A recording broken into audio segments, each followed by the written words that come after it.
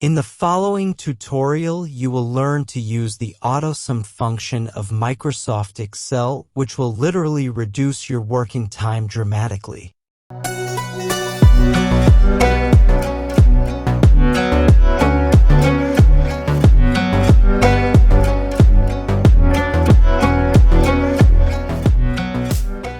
How to use AutoSum to sum numbers.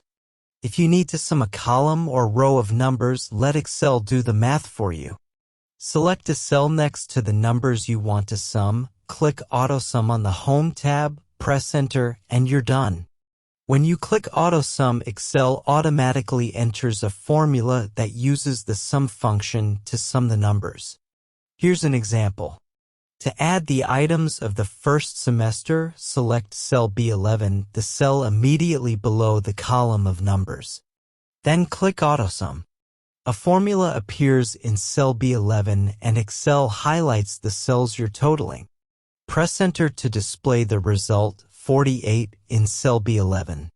You can also see the formula in the formula bar at the top of the Excel window when you click at the B11 cell.